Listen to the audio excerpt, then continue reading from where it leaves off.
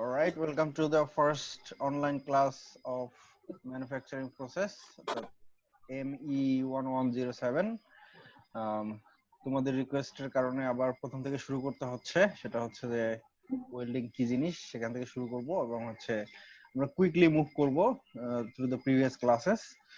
তারপর আমরা যেখান থেকে আমাদের অ্যাকচুয়ালি শুরু করার কথা, আমি জানি না অতদূর পর্যন্ত আজকে পৌঁছাতে পারবো কিনা, কারণ হচ্ছে যে ইটস টু লং লেকচার। আগে সম্ভবত বেশ কয়েকটা ক্লাস হয়ে গেছে। যাই হোক, আমরা চেষ্টা করি যতদূর পর্যন্ত আগানো যায়, আর আমরা চেষ্টা করবো যে 12:30টার আগেই ক্লাস শেষ করার, যাতে হচ্ছে সবাই, আজকে যেহেতু শুক্রবার নামাজের দিন, সবাই যেন অ্যাটেন্ড করতে পারে। ওকে, তো হোয়াট ইজ ওয়েল্ডিং? ওয়েল্ডিং হচ্ছে দুটা মেটাল পিসকে জয়েন করার একটা মেথড। সেটা হতে পারে মেটাল কিংবা নন মেটাল, যাই হোক না কেন, দুটো মেটাল পিস আমরা জয়েন করতে চাই তাহলে সেটাকে বলা হয় ওয়েল্ডিং। তো ওয়েল্ডিং এর ক্ষেত্রে বেসিক আমরা যে দুটা জিনিস পড়বো সেটা হচ্ছে যে এক number arc welding, gas welding, আর একটা হচ্ছে রেজিস্ট্যান্স ওয়েল্ডিং। তিনটা টাইপের ওয়েল্ডিং আমরা দেখবো। এছাড়াও ওয়েল্ডিং এর ক্লাসিফিকেশন গুলো আমরা দেখবো, এবং ওয়েল্ডিংটা বেসিক্যালি ঘটে কিভাবে সেটা আমরা ফার্স্ট দেখি। সেটা হচ্ছে যে ইটস এ জয়েনিং মেথড, দুইটা মেটাল পিসকে জয়েন করা হয় with the application of hit. ঠিক আছে?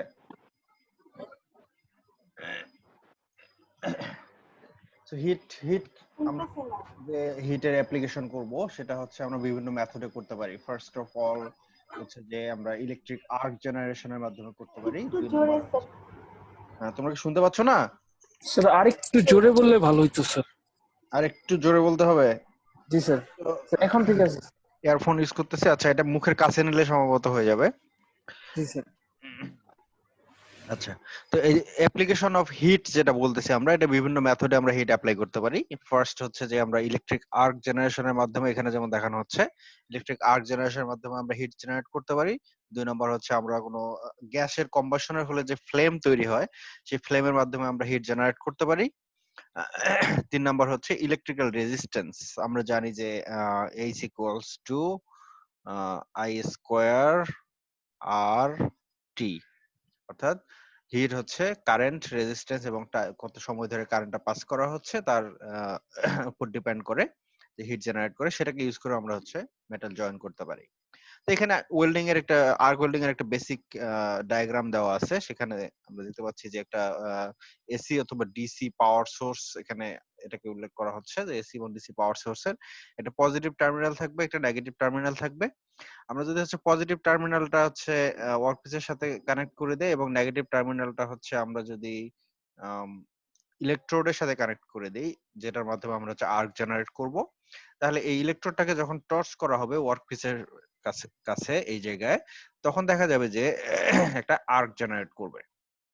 ঠিক আছে? যে আর্ক জেনারেট করলে এখানে প্রচুর পরিমাণে হিট জেনারেট করবে, অর্থাৎ 33,000 থেকে প্রায় 35,000-36,000 পর্যন্ত, sometimes it can B 4,000 degree Celsius temperature develop করবে। সেই টেম্পারেচারের কারণে এখানে যে আমরা যে দুটা মেটালের ওয়ার্কপিস যদি পাশাপাশি রাখি, এভাবে পাশাপাশি রাখি, তাহলে এই লাইন বরাবর যদি আমরা হচ্ছে আর্ক জেনারেট করি, তাহলে এই লাইন বরাবর ওয়েল্ডিং হবে। অর্থাৎ হচ্ছে মেটালটা, দুইটা মেটাল পিস মেল্ট হয়ে যাবে, at the same time the ইলেকট্রোডও মেল্ট হয়ে গিয়ে সেই জায়গাতে এই জয়েনিং প্লেসের মধ্যে হচ্ছে ডিপোজিট হবে, মেটাল ফিলার মেটাল হিসেবে ডিপোজিট হয়ে গিয়ে এই মাঝখানে যে খালি জায়গাটা রয়ে যাবে সেই জায়গাটাকে ফিল আপ করবে।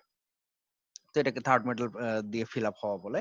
তো এটাই হচ্ছে বেসিক ওয়েল্ডিং প্রসেস। আর এখানে যে আমরা টার্মিনালের কথা বললাম যে পজিটিভ এবং নেগেটিভ টার্মিনাল, তো এই পজিটিভ টার্মিনাল, নেগেটিভ টার্মিনাল এটা অপোজিটও হতে পারে, অর্থাৎ হচ্ছে ইলেকট্রোড পজিটিভ হতে পারে, আবার হচ্ছে ওয়ার্কপিস নেগেটিভ হতে পারে। সেটা হচ্ছে আমরা জানি যে এটা হচ্ছে ডিসি-আরপি, আর ডাইরেক্ট কারেন্ট রিভার্স পোলারিটি, আর একটা হচ্ছে ডাইরেক্ট কারেন্ট স্ট্রেট পোলারিটি। সেটা আমরা একটু পরেই দেখবো। তো এটা হচ্ছে বেসিক ওয়েল্ডিং জয়েনিং প্রসেস। আর আমরা যদি হচ্ছে যেহেতু ওয়েল্ডিং এর কথা বলতেছি, যে হিটিং মেথড যেটা, সেটা আরো অন্য হিটিং মেথড গুলোর ক্ষেত্রে কি হবে, এক্ষেত্রে আমরা আর্ক জেনারেট করে এখানে জয়েন করতেছি। অন্যান্য মেথডের মধ্যে হিটিং মেথড যেমন হচ্ছে গ্যাস কথা যদি আমরা বলি, তাহলে গ্যাসের ফ্লেমের মাধ্যমে আমরা এই জায়গাটাকে হিটিং করব, করে হচ্ছে জয়েন করব। আর যদি আমরা রেজিস্ট্যান্স ওয়েল্ডিং এর কথা বলি, তাহলে মেটাল পিস দুইটা যে যে পয়েন্টে কানেক্টেড অবস্থায় আছে, এই কানেকশন পয়েন্টে আমরা হিট জেনারেট করব। করে এই মেটাল পিস দুটাকে মেল্ট করে আমরা জয়েন করবো। আইদার কমপ্লিটলি মেল্ট করতে হবে, অথবা হচ্ছে এটাকে প্লাস্টিক স্টেটে নিয়ে গিয়ে আমরা জয়েন করতে পারি। ওকে, কারো কোনো কোশ্চেন আছে এই স্লাইডে? স্যার প্লাস্টিক এটা বুঝলাম না স্যার, প্লাস্টিক প্লাস্টিক জয়েনিং এর ক্ষেত্রে তো আমরা একটা সার্টেন হিট জেনারেট করব, তাই না? এটা হচ্ছে মানে হচ্ছে তুমি জয়েনিং এর মধ্যে পড়বে, অর্থাৎ ওয়েল্ডিং এর মধ্যে পড়বে। তোমরা নিশ্চয়ই খেয়াল করেছো ফুলবাড়ি গেটে ইয়ে আছে না, পেয়ারার দোকানটা আছে না, পেয়ারা মাখায় দেয়। জি স্যার। হ্যাঁ, ওর পাশে দেখবা যে প্লাস্টিকের, খেয়াল করো নাই? এই কে কে স্যার কে আগে এটা? খেয়াল করছিলাম না। স্যার আমি স্যার। জি স্যার। হ্যাঁ, তো তুমি খেয়াল করো নাই মানে তুমি ফুলবাড়ি গেটে যাও না নাকি? তাই তো স্যার, বাট দেখি নাই স্যার, হয়তো বা ভুলে গেছি। আচ্ছা, ওখানে একটা ওই চটপটির দোকানও বসে। হ্যাঁ, চটপটি তো না, চটপটির দোকান দেখি। ফুচকার দোকান বসে। হ্যাঁ, ফুচকার দোকানের অপোজিটে দেখবা যে একটা লোক আছে, প্লাস্টিকের বালতি, তোমার হচ্ছে তারপরে এই ধরনের প্লাস্টিকের যে কোনো জিনিস আর কি, বালতি গামলা এই জিনিসগুলো রিপেয়ার করে। ঠিক আছে, দেখবা যে সে যদি এখনো না দেখে থাকো, পরবর্তীতে যখন যাবা, আই ডোন্ট নো কখন আমরা আসলে যেতে পারবো খুলনায়, যাই হোক, তো ওখানে গেলে খেয়াল করে দেখবা যে ওরা হচ্ছে প্লাস্টিক জয়েন করতেছে। ঠিক আছে, তো with the application of hit, so with the application of hit আমরা হচ্ছে যে জয়েনিং মেথড গুলো করি, সেগুলোকে সাধারণত মানে মেটালকে প্লাস্টিক স্টেটে অথবা মোল্টেন স্টেটে নিয়ে যাওয়ার পর যদি আমরা জয়েনিং করি, তাহলে সেগুলোকে সাধারণত বলা হয় ওয়েল্ডিং। ওকে, আর কার কোনো কোশ্চেন আছে? স্যার যদি হিট অ্যাপ্লাই না করা হয় তাহলে কি সেটা ওয়েল্ডিং হবে? হিট অ্যাপ্লাই না করে তুমি কি দুটা মেটাল পিচ কিংবা প্লাস্টিকের পিচ জয়েন করতে পারবা? বাট স্যার আপনার এখানে সংজ্ঞায় তো বলা আছে it's a process of joining two metals together with or without the application of heat. Without the application of hit, এটা হচ্ছে হিটটার অ্যাপ্লিকেশন অফ হিট বলতে যেটা বোঝানো হচ্ছে যে আমরা যদি এক্সটার্নালি হিটটাকে সেখানে অ্যাপ্লাই করি, অথবা আমরা হিটটাকে জেনারেট করতে পারি। ঠিক আছে, without the application of hit actually হবে না সেটা, কিন্তু এটা হচ্ছে একটা তোমার একটা বিষয় আছে না যে প্রত্যক্ষভাবে আর একটা হচ্ছে পরোক্ষভাবে। জি স্যার। ঠিক আছে, একটা হচ্ছে যেমন এখানে আর্ক জেনারেট করা, এটা হচ্ছে প্রত্যক্ষভাবে আমরা হিটটাকে অ্যাপ্লাই করতেছি। আরেকটা হচ্ছে যে আমরা যদি হচ্ছে দুইটা মেটাল পিচ হাই স্পিডে ঘুরাই, মনে করো যে এরকম একটা মেটাল পিস আছে, এখানে আরেকটা মেটাল পিস আছে, এই দুইটা মেটাল পিস আমরা জয়েন করব, এটাকে যদি অনেক হাই স্পিডে রোটেট করাই, ঠিক আছে, আর এটাকে যদি স্টেশনারি ধরে রাখি, তাহলে দেখা যাবে যে এখানে পরোক্ষভাবে ফ্রিকশনের কারণে হিট জেনারেট হবে, তারপর এটা জয়েন হয়ে যাবে। ঠিক আছে, এখানে অ্যাপ্লিকেশন অফ হিট বলতে যেটা আসলে বোঝানো হচ্ছে যে ডাইরেক্ট অ্যাপ্লিকেশন অফ হিট, আর একটা হচ্ছে ইনডাইরেক্ট উইদাউট, যেটা সেটা হচ্ছে মানে indirect application of heat. Thank you sir. ঠিক আছে, আর কেউ? আচ্ছা স্যার, ওই যে প্লাস্টিকের যে ব্যাপারটা স্যার, এটা কি হ্যাঁ। স্যার মানে হচ্ছে আমি যদি হিট দিই তাহলে প্লাস্টিক না গলে যাওয়ার কথা? হ্যাঁ, মেটালও তো গলে যাচ্ছে, তাই না? গলে গিয়ে হ্যাঁ, তো কিন্তু জয়েন মেটাল আর স্যার প্লাস্টিক দুইটার পদার্থ তো ভিন্ন। হ্যাঁ, পদার্থ ভিন্ন হতে পারে। আচ্ছা আচ্ছা, তার মানে স্যার প্লাস্টিকও আমরা চাইলে জয়েন করতে জয়েনিং পারবো আর কি। মেথডটাকে আমরা ওয়েল্ডিং বলতে পারি। ঠিক আছে, আচ্ছা আচ্ছা, ঠিক জি আছে, জি। এটাকে আমরা ওয়েল্ডিং বলতে পারি আর কি। ওকে, তাহলে আমরা নেক্সট স্যার, মুভ করি। স্যার, হ্যাঁ, বলো। স্যার ওই যে নাট বল্টু দিয়ে যদি আমরা কোনো কিছুকে জয়েন করি, এটা কি ওয়েল্ডিং এর পর্যায়ে পড়ে নাকি না আলাদা? না না, এটা ওয়েল্ডিং এর মধ্যে মেকানিক্যাল পড়বে জয়েন্ট। না, এটা আদার মেকানিক্যাল জয়েন্ট। হ্যাঁ, ও যেটা বলছে যে আদার মেকানিক্যাল জয়েন্ট হবে, এটাকে রিভেটেড কিংবা ওয়েল্ডেড কিংবা সরি বোল্টেড জয়েন্ট বলা হয় আর কি। ঠিক আছে, নাট বোল্ট যদি আমরা ইউজ করি, আমরা এটাতে আসতেছি, এখনই দেখতে পাবা। আর ক্রিয়েট হওয়ার কারণটা একবার বলবেন? আর্ক ক্রিয়েট হওয়ার কারণ হচ্ছে যে excessive amount of current floor কারণে আর্ক জেনারেট করে। এটা হচ্ছে অ্যাকচুয়ালি এই আর্কটা কি, ঠিক আছে, it's very tough to tell. For example, if you want to say a flame, ঠিক আছে, একটা ফ্লেম যে জেনারেট করতেছে, একটা ম্যাচে কাঠি জ্বালালে একটা ফ্লেম তৈরি হয়, ফ্লেমটা আসলে কি? ইট জাস্ট অ্যান ইলুমিনেশন, তাই না? একটা হাই হিটের illumination. Similar to that, arc হচ্ছে একটা excessive amount of current floor কারণে এনভায়রনমেন্ট একটা ইফেক্ট জেনারেট করে, সেই ইফেক্টটাকে আমরা বলি হচ্ছে আর্ক। বুঝতে পারছো?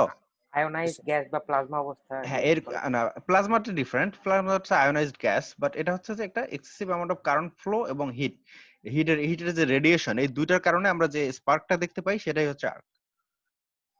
স্যার এটা তো শুধুমাত্র ওয়ার্ক পিসের কাছাকাছি নিলে স্যার সৃষ্টি হয়, না হলে সৃষ্টি হ্যাঁ হয় না কেন? হ্যাঁ হ্যাঁ হ্যাঁ, আদারওয়াইজ যদি তোমার ওয়ার্কপিসের সাথে ইলেকট্রোডটা লেগে যায়, তাহলে কি আর্ক থাকে? না স্যার, একদম না, লেগে থাকে যায়। না, থাকে না। কারণ হচ্ছে তখন হচ্ছে তোমার হচ্ছে ভোল্টেজ জিরো হয়ে যায়, প্লাস হচ্ছে তখন যে কারেন্টটা ফ্লো হয় সেটা ডাইরেক্ট ফ্লো হয়, এখানে কোনো এয়ার রেজিস্ট্যান্স থাকে না। কিন্তু স্যার ডিসটেন্স বেশি থাকলেও তো আর ক্রিয়েট হয় না। ডিসটেন্স বেশি থাকলে আর ক্রিয়েট হয় না, কারণ তখন ইলেকট্রন ফ্লো করতে পারে না। ও জি স্যার, বুঝতে পারছি। ঠিক আছে, জি স্যার। মানে ইলেকট্রিসিটি ফ্লো হওয়ার জন্য তো একটা সার্টেন তোমার হচ্ছে ইয়া থাকতে হবে, মানে কন্ডাক্টিভিটি থাকতে হবে, ইলেকট্রিক্যাল কন্ডাক্টিভিটি থাকতে হবে। এখন যদি হচ্ছে টু মাচ গ্যাপটা টু মাচ হয়ে যায় তাহলে সেক্ষেত্রে ইলেকট্রন ফ্লো করতে পারে না। আর যদি খুব ক্লোজ হয়ে যায় তাহলে ইলেকট্রনটা খুব বেশি ইজিলি ফ্লো করে, দেয়ার ইজ নো রেজিস্ট্যান্স। ঠিক আছে, যার কারণে হচ্ছে কোনো ধরনের আর্ক জেনারেট করে না। ওকে, তাহলে আমরা হচ্ছে নেক্সট মুভ করি, সেটা হচ্ছে advantages of welding over other joint. মানে অন্যান্য যে জয়েন্ট গুলো আছে, যেটা একজন বললো যে বোল্টেড আর রিভেটেড জয়েন্ট, এক্ষেত্রে এই আমাদের ওয়েল্ডিং জয়েন্টের বেনিফিট গুলো কি? এক নম্বর হচ্ছে structure can be made lighter higher due to reduction of weight. For example, এটার জন্য আমি যে এক্সাম্পলটা দিয়ে থাকি সবসময়, সেটা হচ্ছে আইফেল টাওয়ার। আইফেল টাওয়ারকে যদি বোল্টেড জয়েন্ট না, সরি, আইফেল টাওয়ারে যদি মানে ওয়েল্ডেড জয়েন্ট না হয়ে বোল্টেড জয়েন্ট হতো তাহলে কত পার্সেন্ট ওয়েট ইনক্রিজ করতো? তোমাদের কি মনে হয়? অনেক স্যার, 40%, 60%, 50%। না, 50% না, হয়তো 20%, 10 to 20%, 30% এর মতো। হ্যাঁ, এরকম হচ্ছে ওয়েট ইনক্রিজ করতো। তাহলে সেক্ষেত্রে এত বেশি হাই করাটা তখন ডিফিকাল্ট হয়ে যেত। ঠিক আছে, যার কারণে এটা just for an example.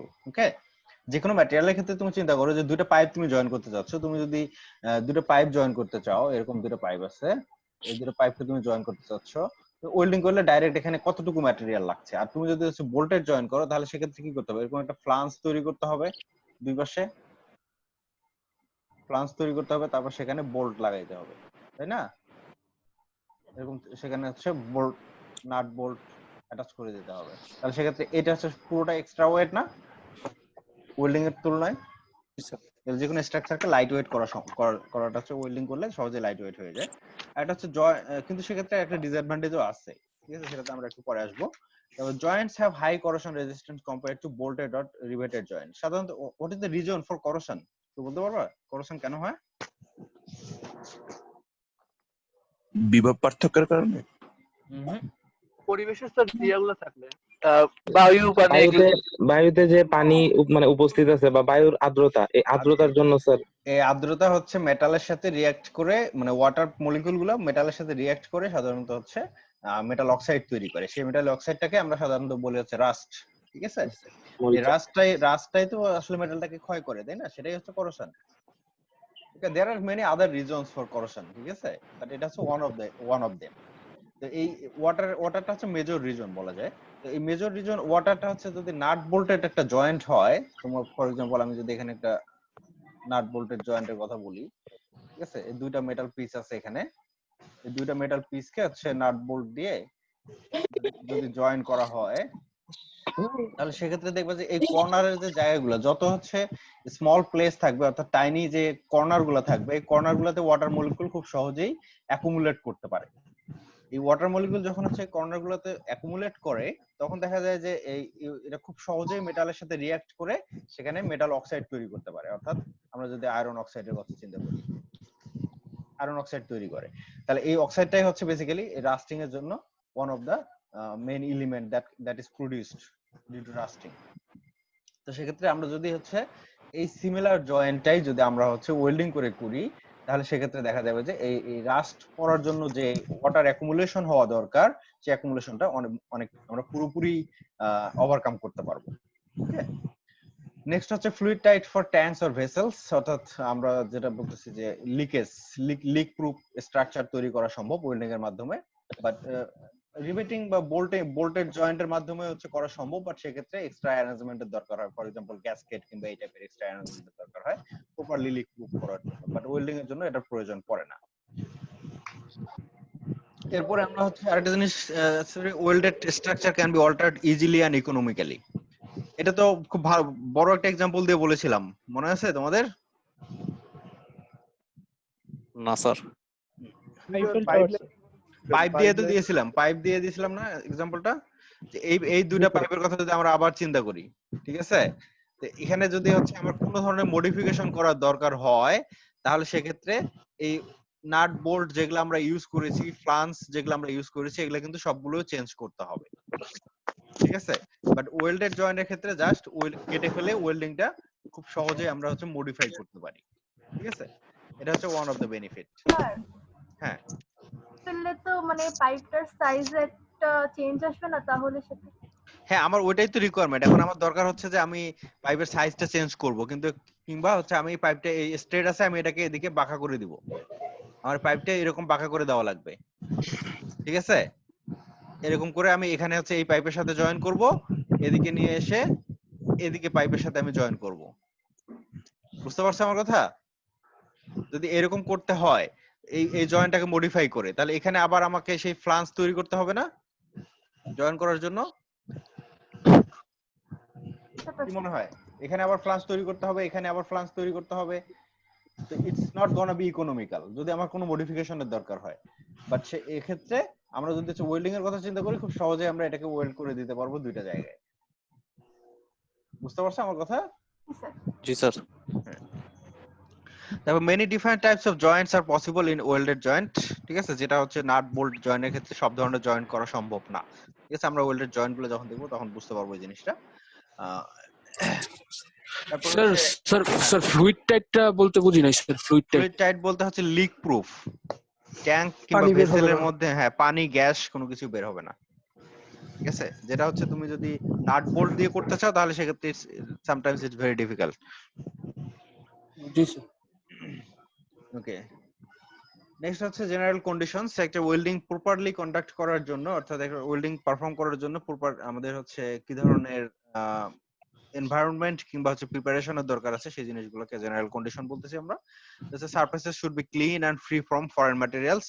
Foreign material থাকলে সেখানে ওয়েল্ডিং এর মধ্যে কন্টামিনেশন ঘটবে, ঠিক আছে? 2 নাম্বার হচ্ছে proper edge preparation. Sir foreign materials বলতে কি বোঝাচ্ছে এখানে? ওই যে কোনো ম্যাটেরিয়ালস এর মধ্যে হাত দিয়ে দেখবা যে অনেক পিছলা টাইপের হয় না? জি স্যার। এই এনভায়রনমেন্ট থেকে, এনভায়রনমেন্টে তো অনেক ধরনের ম্যাটেরিয়াল থাকে, সেই ম্যাটেরিয়ালগুলো অ্যাকুমুলেট হয়ে গিয়ে দেখা যায় যে ওই জায়গাতে একটা এক্সট্রা লেয়ার তৈরি করে, যেটা হচ্ছে গ্রিজ বলি আমরা, ঠিক আছে? এই গ্রিজ টাইপের যে লেয়ারটা তৈরি করে, এটা যদি ওখানে থাকে, সেই অবস্থায় যদি হচ্ছে তুমি ওয়েল্ডিং করো তাহলে সেক্ষেত্রে সেটা এই ওয়েল্ডিং জোনটাকে হচ্ছে এফেক্টেড করে, অর্থাৎ কন্টামিনেটেড করে। বুঝতে পারছো? জি স্যার। মানে ফরেন সারফেস আমার মেইন ম্যাটেরিয়াল হচ্ছে যদি আয়রনের দুইটা প্লেট হয়, সেখানে যদি হচ্ছে ম্যাগনেসিয়াম আদার কোনো এলিমেন্ট যদি এই সারফেসের মধ্যে থাকে, সেই অবস্থায় যদি আমি ওয়েল্ডিং করি তাহলে সেক্ষেত্রে ইট উইল বি মানে কন্টামিনেটেড। 2 নম্বর হচ্ছে প্রপার এজ প্রিপারেশন। ওয়েল্ডিং করার জন্য এজ প্রিপারেশন একটা ইম্পর্টেন্ট জিনিস, কারণ হচ্ছে যে থিন স্ট্রাকচার ওয়েল্ডিং করা আর হচ্ছে থিক স্ট্রাকচার ওয়েল্ডিং করা দুইটা কিন্তু সমান সেম না। মনে করো যে এরকম থিন দুইটা ওয়ার্কপিসকে আমি জয়েন করতে চাচ্ছি, আর হচ্ছে আমি দুইটা থিক ওয়ার্কপিসকে জয়েন করতে চাচ্ছি। তাহলে এখানে যখন আমি ইলেকট্রোডটাকে প্লেস করব, আমরা জাস্ট আর্ক ওয়েল্ডিং এর কথাই চিন্তা করি, যে ইলেকট্রোডটা প্লেস করে তো আমরা আর্ক জেনারেট করব, এটা খুব সহজেই পুরো অংশটুকু মেল্ট হয়ে গিয়ে জয়েনিং হবে। বাট এক্ষেত্রে কি তাই হবে? দেখা যাবে যে একটা সার্টেন ডিসটেন্স পর্যন্ত সে হয়তো কভার করতে পারবে, তারপরে নিচের অংশটুকু ফাঁকা রয়ে যাবে। ওকে, এই জন্য আমাদেরকে এজ প্রিপারেশনের দরকার আছে। How can we do that? আমরা হচ্ছে সেক্ষেত্রে এখান থেকে আগে থেকেই এই অংশটুকু কেটে রাখবো। তাহলে কি হবে, যখন আমরা ইলেকট্রোডটা এখানে প্লেস করব, তখন এখানে এই অংশটুকু মেল্ট হবে, আর এই অংশটুকু এক্সট্রা যে ম্যাটেরিয়াল, এটা হচ্ছে ইলেকট্রোডের যে ম্যাটেরিয়াল দিয়ে ফিলার ম্যাটেরিয়াল অংশটুকু ফিল আপ হয়ে যাবে, ঠিক আছে? তাহলে পুরো অংশটুকু আমার ওয়েল্ডিং করতে পারলাম। কিন্তু থিনের ক্ষেত্রে খুব সহজেই করা যায়, বাট থিকের ক্ষেত্রে এজ প্রিপারেশনটা প্রয়োজন হয়, ঠিক আছে? এটা হচ্ছে প্রপার এজ প্রিপারেশন। 3 নম্বর হচ্ছে gaps between plates should be kept in an optimum value. অর্থাৎ যে প্লেটের মধ্যে যে গ্যাপ, এই গ্যাপটা যদি টু মাচ হয়ে যায়, এখানে যে গ্যাপটা আছে, এই গ্যাপটা যদি টু মাচ হয়ে যায় তাহলে সেক্ষেত্রে মোল্টেন মেটাল যেটা, সেটা হচ্ছে গলে নিচের দিকে পড়ে যাবে, ঠিক আছে? আবার যদি টু ক্লোজ হয়ে যায় তাহলে মানে মেটাল সহজ প্রপার ওয়েল্ডিং হবে না, অর্থাৎ ওয়েল্ডিংটা ঠিকমতো পেনেট্রেট করতে পারবে না, ঠিক আছে? এই জন্য এটাকে প্রপার একটা হচ্ছে গ্যাপ মেইনটেইন করা দরকার, যেটা হচ্ছে 2 to 6 মিলিমিটার, ঠিক আছে? এরপর হচ্ছে যে oxidation at high temperature must be overcome. That means হচ্ছে যে যখনই হাই টেম্পারেচার হয় তখনই মেটাল হচ্ছে অক্সিজেনের সাথে রিঅ্যাক্ট করে, সেটা প্রোটেক্ট করার জন্য কিছু এক্সট্রা অ্যারেঞ্জমেন্টের প্রয়োজন হয়। এক নম্বর হচ্ছে আমরা যদি ইলেকট্রোড ইউজ করি তাহলে সেক্ষেত্রে সেই অ্যারেঞ্জমেন্টটা হতে পারে ইলেকট্রোডের উপরে যে একটা কোটিং দেওয়া থাকে, সেই কোটিংটা থেকে একটা গ্যাস জেনারেট করে, সেই গ্যাসটা করে কি এই ওয়েল্ডিং এর জোনটাকে প্রোটেক্ট করে, ঠিক আছে? এটা হচ্ছে one of the protection against oxidation. আর যদি আমরা হচ্ছে আদার ওয়েল্ডিং এর কথা চিন্তা করি, ফর এক্সাম্পল মিগ ওয়েল্ডিং, তাহলে সেক্ষেত্রে আমাদেরকে আর্গন গ্যাস সাপ্লাই দেওয়া হয় কিংবা কার্বন ডাইঅক্সাইড গ্যাস সাপ্লাই দিয়ে এই এনভায়রনমেন্টটাকে প্রোটেক্ট করা হয়, কিংবা হচ্ছে আদার কোনো ফ্লাক্স ম্যাটেরিয়াল ইউজ করে এনভায়রনমেন্ট গুলোকে ওয়েল্ডিং এনভায়রনমেন্টকে প্রোটেক্ট করা হয় এগেইনস্ট অক্সিডেশন। আর্ক ওয়েল্ডিং এর ক্ষেত্রে একটু বলবেন আরেকবার স্যার, অক্সিডেশনটা কেমনে প্রয়োগ করা হয়? আর্ক ওয়েল্ডিং এ যে ইলেকট্রোড গুলো আছে তোমরা কি দেখেছো ল্যাব করার সময় যে ইলেকট্রোডের উপরে একটা কোটিং দেওয়া থাকে না? জি স্যার। হ্যাঁ, ওই কোটিং যেটা দেওয়া থাকে ওইটা হচ্ছে মেল্ট হয়ে গিয়ে একটা গ্যাস জেনারেট করে। ঠিক আছে, এই গ্যাস জেনারেশনের কারণে এই জায়গাটাতে ওয়েল্ডিং জোনটাতে হচ্ছে একটা গ্যাসের এনভায়রনমেন্ট তৈরি হয়, যার কারণে এনভায়রনমেন্টাল যে অক্সিজেন সেই অক্সিজেনটা এর সংস্পর্শে আসতে পারে না।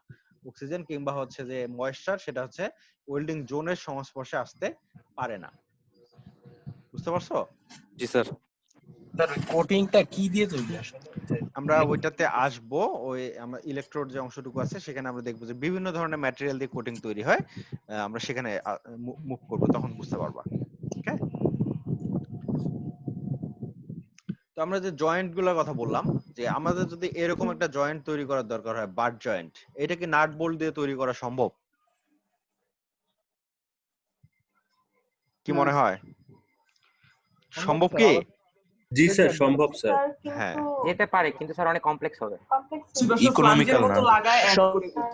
হ্যাঁ এক্স্যাক্টলি, এটা হচ্ছে ইকোনমিক্যাল হবে না। কারণ হচ্ছে তখন সেক্ষেত্রে আমার এখানে হয়তো আর এক্সট্রা একটা প্লেট দিতে হবে, নিচে এক্সট্রা একটা প্লেট দিতে হবে, তারপরে এখানে হচ্ছে নাট বোল্ট আমাকে প্লেস করতে হবে। ঠিক আছে, স্যার কোনাকুনি চিত্র করা যায় না মানে নাট বোল্ট বসানোর জন্য? মেটালের মধ্যে? জি স্যার। কাঠের মধ্যে খুব ইজিলি করা যায়, কিন্তু হচ্ছে মেটালের মধ্যে ইটস ভেরি ডিফিকাল্ট। তোমাকে সেক্ষেত্রে তো এই কোনাকুনি ডিরেকশন বরাবর ইয়া করতে হবে, তাই না? নাট বোল্ট যদি প্লেস করতে চাও এই ডিরেকশন বরাবর ট্যাপ করতে হবে না? কোনাকুনি ডিরেকশন ওরাও করলে তো স্যার মেটালটা স্যার ক্ষতি হবে। হ্যাঁ, মেটালের স্ট্রেংথের ব্যাপার আছে, সেটা দুর্বল হয়ে যাবে। ঠিক আছে, এখানে অনেক কমপ্লিকেশন আছে। কোনাকুনি করা যাবে না তা আমি বলবো না, করা যাবে, বাট হচ্ছে it's gonna be very complicated. আর আমরা তো সবসময় কমপ্লিকেশন অ্যাভয়েড করাই তো হচ্ছে ইঞ্জিনিয়ারদের কাজ, তাই না? মিনিমাম রিসোর্স ইউজ করে ম্যাক্সিমাম আউটপুট দেওয়াটাই হচ্ছে ইঞ্জিনিয়ারদের কাজ। ওকে, আর এক্ষেত্রে যদি আমরা এরকম মেটাল প্লেট ইউজ করি তাহলে সেক্ষেত্রে আরেকটা সমস্যা আছে, সেটা হচ্ছে ওয়েট বেড়ে গেল কম্পোনেন্টের। জি স্যার। আরেকটা সমস্যা আছে, সেটা হচ্ছে আমার দরকার হচ্ছে এটা ফ্ল্যাট সারফেস। কারণ ফ্ল্যাট সারফেস না পেয়ে আমি পাইলাম কি, উপরে আলাদা একটা প্লেট পাইলাম। এটা তো আমার দরকার নেই, এটা তো আনওয়ান্টেড একটা পিচ। তো এটাও একটা ডিসঅ্যাডভান্টেজ বলা যেতে পারে। এরপর হচ্ছে যে কর্নার, আমরা যদি কর্নার বরাবর ওয়েল্ডিং করার দরকার হয় তাহলে সেক্ষেত্রে আমি খুব সহজেই ওয়েল্ডিং করতে পারতেছি। বাট যদি আমাকে এটাকে নাট বোল্ট মাধ্যমে জয়েন করতে হয় তাহলে এখানে আমাকে প্লেট দিতে হবে, তারপর এখানে নাট প্লেস করতে হবে, বোল্ট প্লেস করতে হবে। ঠিক আছে, করে জয়েন করতে পারবো না তা না, পারবো, বাট gonna be complicated.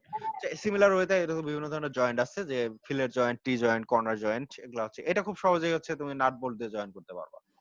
ঠিক আছে, কিন্তু টি জয়েন্ট এটার ক্ষেত্রে it's gonna be difficult. Okay, terminology একটা ওয়েল্ডিং।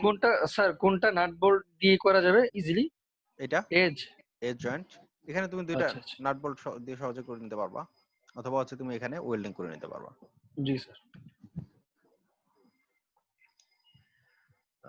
ওকে, তো একটা ওয়েল্ডিং করার পর সেই ওয়েল্ডিং জোনের যে টার্মিনোলজি আমরা যেটাকে বলি, সেটা হচ্ছে যে বিভিন্ন জোন গুলাকে আমরা কিভাবে কি হিসাবে নামকরণ করব আর কি, সেটাই মেইনলি এখানে দেখানো হচ্ছে। তো এক নম্বর হচ্ছে যে ওয়েল্ডিং এর করার জন্য আমরা একটু আগে বললাম যে এস প্রিপারেশনের দরকার আছে। এস প্রিপারেশনের জন্য আমরা যদি ওয়েল্ডিং করার আগের অবস্থা দেখি তাহলে সেক্ষেত্রে এই ডটেড লাইনগুলো আমাকে দেখতে হবে। ঠিক আছে, এই ডটেড লাইনগুলো এটা হচ্ছে ওয়েল্ডিং করার আগের অবস্থা। এস প্রিপারেশনের জন্য এখানে সারফেসটাকে এরকম ইনক্লাইন করে দেওয়া হয়েছে। ঠিক আছে, এই দুইটা মেটাল ওয়ার্কপিস, এই এক নম্বর ওয়ার্কপিস, দুই নম্বর ওয়ার্কপিস এর মধ্যবর্তী যে ডিসটেন্স, এই ডিসটেন্সটাকে বলা হচ্ছে রুট ওপেনিং, এবং এই লোকেশনটাকে বলা হচ্ছে রুট। এই জিনিসটাকে বুঝতে পারছো? What is root opening and what is root? আরেকবার স্যার একটু যদি বলতেন। এই দুইটা ওয়ার্কপিসের মধ্যবর্তী যে ডিসটেন্স, এই ডিসটেন্সটাকে বলা হচ্ছে রুট ওপেনিং। এটা হচ্ছে একটা মধ্যবর্তী ডিসটেন্স বলতে স্যার এটা কি ম্যাক্সিমাম ডিসটেন্স? মানে আমরা যে স্যার মানে ইনক্লাইন করে কাটছি, তো এখানে দেখা যাচ্ছে উপরের দিকে মানে বেশি পার্ট কাটা হয়েছে, নিচের দিকে কম পার্ট কাটা হয়েছে। এখন স্যার না, এটা এই জন্যই তো বললাম যে এই যে এখানে হচ্ছে এই ডিসটেন্সটা, এখানে এই যে ডিসটেন্স, এটা এখানে এই পয়েন্ট থেকে এই পয়েন্ট পর্যন্ত ডিসটেন্সটা হচ্ছে রুট ওপেনিং। মানে স্যার মিনিমাম ডিসটেন্সটা হচ্ছে রুট ওপেনিং। হ্যাঁ, বটম সাইডের যে ডিসটেন্সটা সেটা। ঠিক আছে? আর এই যে লোকেশনটা, এই বটম সাইডের যে লোকেশন, এটাকে বলা হচ্ছে রুট। রুট ওপেনিং হচ্ছে একটা ইউনিট আছে, যেটা হতে পারে মিলিমিটার, ঠিক আছে? আর রুট হচ্ছে একটা পজিশন, ঠিক আছে? আর এই যে ট্রাপিজিয়াম যে এরিয়াটা, ঠিক আছে, এই পুরো এরিয়াটাকে বলা হচ্ছে থ্রোট। বুঝতে পারছো? ট্রাপিজিয়ামের পুরো এরিয়াটাকে বলা হচ্ছে থ্রোট। এই টপ সাইডের এই কর্নারকে বলা হয় টো। শুধু এইটা না, এই কর্নারকেও বলা হয় টো। আর ওয়েল্ডিং এর করার পর টপ যে সারফেসটা এখানে থাকে, এই সারফেসটাকে বলা হয় ওয়েল্ড ফেস। ওয়েল্ডিং এর সারফেস। আরেকটা জিনিস খেয়াল করে দেখো, ওয়েল্ডিং করার পর যেহেতু ফিলার মেটাল ইউজ করা হয়, সেহেতু দেখা যায় যে এখানে এই মেটালের সারফেস থেকে এই ফেসের যে ডিসটেন্স, এখানে কিছুটা উপরে উঠে থাকে। এই অংশটুকুকে বলা হয় রেইনফোর্সমেন্ট। অর্থাৎ মেটাল সারফেস থেকে ফেসের সর্বোচ্চ পয়েন্ট, চূড়া যেটা, অর্থাৎ ফেসের যে চূড়া, সেই চূড়ার যে ডিসটেন্স, সেটাকে বলা হচ্ছে রেইনফোর্সমেন্ট। আর আমরা যে ইয়াটা দেখেছিলাম, আমাদের ইনিশিয়াল স্ট্রাকচার ছিল এই পর্যন্ত, ঠিক কি না? ওয়েল্ডিং কমপ্লিট হওয়ার পর এটা মুভ করছে এই পর্যন্ত। অর্থাৎ হিট জেনারেশনের কারণে বেস মেটালের এই অংশটুকু মেল্ট হয়ে গেছে। এটা যে ডার্ক করে দিচ্ছি, আমি অনেক ক্লিয়ার করে দেই।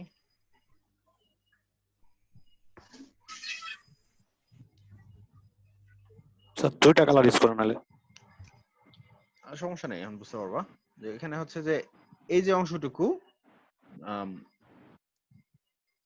এই অংশটুকু হচ্ছে আমার হিটের কারণে এফেক্টেড হয়েছে, ঠিক আছে? আমরা যে হিট জেনারেশন করছি তার কারণে এই অংশটুকু এফেক্টেড হয়েছে, এইজন্য এটাকে বলা হচ্ছে হিট এফেক্টেড জোন। এই সাইডেও সিমিলার, ওকে? আর নিচে যে প্লেট আছে, backing plate, sometimes it is used, sometimes not, so it's not that important, okay? Sir backing প্লেটটা কি স্যার ওই যাতে মোল্টেন মেটাল গুলো নিচে পড়ে না যায়, তার নিচে পড়ে না যায়, হ্যাঁ হ্যাঁ হ্যাঁ, অনেকটা সেরকম টাইপেরই, অনেকটা সেরকম মানে সেরকমই, যাতে হচ্ছে মানে মোল্টেন মেটালটা যাতে এক্সট্রা নিচের দিকে পড়ে না যায়, সেটাকে এনশিওর করার জন্য হচ্ছে ব্যাকিং প্লেটটা ইউজ করা। তবে মোস্ট অফ দ্য কেসে এটার প্রয়োজন পড়ে না। কিন্তু তাও তো নিচের দিকে আর কি এটা, ওই যেমন উপরে যেমন রিইনফোর্সমেন্ট হয়েছে, নিচেও তো এরকম একটা, মানে নিচেও তো পেনিট্রেশন হয়েছে অনেক বেশি, মানে ভিতর দিয়ে বের হয়ে গেছে। হ্যাঁ হ্যাঁ হ্যাঁ, এটা তুমি ঠিক বলেছো যে নিচে পেনিট্রেশন হয়েছে, বাট এখানে যেটা দেখানো হচ্ছে এটা হচ্ছে অনেক এক্সপ্যান্ডেড ফর্ম, ঠিক আছে? এটা ব্যাকিং প্লেটের সাথে যতটুকু অ্যাটাচ হয়ে যায়, এটা খুবই স্মল পোর্শন, ঠিক আছে? এই পোর্শনটা যদিও অনেক বড় এখানে দেখানো হচ্ছে, বাট এই পোর্শনটা অত বড় হয় না। ব্যাকিং প্লেটটা তো পরবর্তীতে রিমুভ করা হয়, ঠিক আছে? স্মল পোর্শন এখানে অ্যাটাচ করে। এটা ডিপেন্ড করে হচ্ছে তোমার অপারেটরের স্কিলের উপর। অপারেটরের স্কিল যদি ভালো হয়, তাহলে সেক্ষেত্রে ব্যাকিং প্লেটে খুবই মিনিমাম অ্যামাউন্ট অফ স্টিকনেস ঘটে। দ্যাট মিন্স হচ্ছে যে এই মেইন সারফেস গুলা ব্যাকিং প্লেটের সাথে খুব অল্প পরিমাণে হচ্ছে স্টিক হয়ে যায়। এটা সহজেই ব্যাকিং প্লেটটাকে একটা হাতুড়ি দিয়ে বাড়ি দিলে এটা রিমুভ হয়ে যায়। নিচের এই অংশটাকে কি আমরা রিইনফোর্সমেন্ট বলতে পারবো? না না, এটা তো আমার ওয়েল্ডিং এর অংশ না। আমাকে তো এই ব্যাকিং প্লেটটা তো রিমুভ করে ফেলতে হচ্ছে, তাই না? এটা তো তুমি রিমুভ করে ফেলছো। ওয়েল্ডিং এর অংশ তো হচ্ছে আমার এই অংশটুকু। ওটা না স্যার, পেনিট্রেশনের জিনিস। মানে স্যার যখন ব্যাকিং প্লেট রিমুভ করব তখন নিচে বাড়তি অংশটাও কি এরকম বের হয়ে আসবে যদি বাড়তি থাকে এরকম? না না না, বাড়তি অংশটা বের হয়ে আসবে কেন? এটা তো মেটাল না। এটা সলিডিফিকেশনের মানে সলিডিফিকেশনের পর তুমি যখন হচ্ছে ব্যাকিং প্লেটটা রিমুভ করবা, এটা খুব স্মল পোরশন লেগে যাবে। তোমার এখানে যেটা দেখানো হচ্ছে এটা আসলে টু বিগ, ঠিক আছে? মানে অ্যাকচুয়ালি যে প্লেটের জন্য আসলে অনেক কম হবে আর কি, অত বড় হবে না আর কি। অ্যাকচুয়ালি এখানে যে ইয়াটা থাকবে, বুঝছো, এই যে রুট ওপেনিং যেটা, এটা খুবই স্মল, ঠিক আছে? ব্যাকিং প্লেটের সাথে এটা খুব স্মল অংশ জাস্ট একটু লেগে থাকবে, যেটা হচ্ছে পরবর্তীতে ব্যাকিং প্লেটটা রিমুভ করে ফেলতে হবে, ঠিক আছে? আচ্ছা, আরেকটা জিনিসে আসি, স্যার আগের স্লাইডে একটু কোশ্চেন ছিল। হ্যাঁ বলো স্যার এখানে মাঝখানে এখানে ট্রাপিজিয়াম শেপ রাখার কারণটা কি? না না, এটা ট্রাপিজিয়াম শেপ ইচ্ছা করে রাখা হয়নি। এটা অনেক ধরনের শেপ হতে পারে। তোমার হচ্ছে ফেস প্রিপারেশনের কথা বললাম না একটু আগে, যে এস প্রিপারেশন, এটা যে এখানে দেওয়া আছে, যে এটা যেহেতু হচ্ছে এই অংশটুকু থিক ওয়েল্ডিং করার জন্য এই এস প্রিপারেশনের দরকার হয়, ঠিক আছে? এটা হচ্ছে এটা পুরো অংশটুকুই দেওয়া হয়েছে। অনেক সময় দেখা যায় যে পুরো অংশটুকু না দিয়ে এরকম অল্প একটু অংশ করে দিলেও হচ্ছে ওয়েল্ডিংটা করা সম্ভব। ঠিক আছে, অনেক সময় এরকম হতে পারে। আবার অনেক সময় দেখা যায় যে এই দুইটা সারফেসকে আবার হচ্ছে ইউ আকৃতিরও করা হয়। মনে করো যে এরকম দুইটা মেটাল পাশাপাশি আছে, এটাকে হচ্ছে এরকম ইউ আকৃতির করে দেওয়া হয়। ঠিক আছে, এই অংশটুকু রিমুভ করে ইউ আকৃতি করে দেওয়া হয়। জাস্ট বিভিন্ন ধরনের এস প্রিপারেশন আছে আর কি, এটা ডিপেন্ড এর উপর ডিপেন্ড করে। স্যার ব্যাকিং রিমুভ করার সময় তো এই সাউন্ড মিউট করো, যার প্রবলেম হচ্ছে। এই কে রে ভাই? এটা কোথাকার ল্যাঙ্গুয়েজ? টিটুনাথ মনে হয়। টিটু চাট গাই চিটাগাং ভয়েস স্যার এটা। কিছু বুঝাতে জানে না। একটা কোশ্চেন সবাইকে হ্যাঁ হ্যাঁ, কার কোশ্চেন ছিল বলো? দুইজনের কোশ্চেন ছিল। স্যার ব্যাকিং প্লেট রিমুভ করার সময় তো ফোর্স অ্যাপ্লাই করতে হয় না? খুবই মিনিমাম অ্যামাউন্ট অফ ফোর্স। তুমি হচ্ছে চিপিং হ্যামার দিয়ে যে রিমুভ করছিলা, মনে আছে? জি স্যার। হ্যাঁ, ওরকম টাইপের। স্যার হ্যাঁ বলো। এই যে হ্যাঁ, নিচের বাড়তি অংশটুকু কি ওভাবেই রেখে দেব নাকি মেশিনিং করে এটা রিমুভ করতে হবে? নিচের বাড়তি অংশ, হ্যাঁ অবশ্যই তোমার এই যে উপরের ফেসটাও তোমাকে রিমুভ করতে হবে মেশিনিং অর্থাৎ হচ্ছে গ্রাইন্ডিং করে। এই নিচে যদি এক্সট্রা অংশ বের হয়ে থাকে এখানে, ঠিক আছে, এই নিচের এক্সট্রা অংশটাও তোমাকে হচ্ছে গ্রাইন্ডিং করে ফিনিশিং করতে হবে। যদি এটা ডিপেন্ড করবে তোমার রিকোয়ারমেন্টের উপরে। ফর এক্সাম্পল আমরা যে গ্রিল ড্রিল গুলো দেখি, এগুলো তো হচ্ছে ওরকম একেবারে ফিনিশ প্রোডাক্ট হওয়ার দরকার হয় না। ঠিক আছে, তখন হয়তো রিমুভ করে না, বাট যখন হচ্ছে তোমার প্লেন সারফেসের দরকার হবে তখন তোমাকে এটা রিমুভ করতে হবে। Depends on the application. Okay, আর কেউ? ওকে, তাহলে নেক্সট হচ্ছে যে হ্যাঁ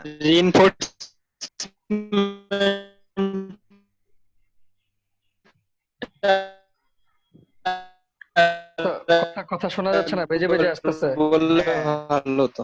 হ্যাঁ, তোমার কথা ক্লিয়ার হয়নি। স্যার ও রিইনফোর্সমেন্টের ব্যাপারটা জিজ্ঞেস করছে স্যার। হ্যাঁ, রিইনফোর্সমেন্ট এখানে দেখাচ্ছি যে এটা হচ্ছে তোমার ইনিশিয়াল সারফেস থেকে ম্যাটেরিয়াল উপরের দিকে কতটুকু অংশ পর্যন্ত, অর্থাৎ পিক পর্যন্ত। এটা যদি পিক তোমার এরকম হয়ে যায় তাহলে এটা হচ্ছে এই পর্যন্ত হচ্ছে রিইনফোর্সমেন্ট। ঠিক আছে, এই অংশটুকু তখন হবে রিইনফোর্সমেন্ট। বুঝতে পারছো? আর sometimes it can be negative reinforcement. কি মনে হয়, এটা কি সম্ভব নেগেটিভ রিইনফোর্সমেন্ট? জি স্যার, সম্ভব স্যার। ঠিকমতো যদি ওয়েল্ডিং করার সময় ঠিকমতো হচ্ছে ফিলার মেটাল যদি ফিল আপ না হয় তাহলে তো নেগেটিভ হয়ে যেতে পারে, which is not good.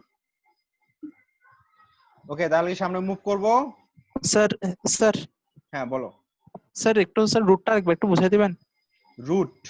G sir, আর রুটটা খালি। আচ্ছা,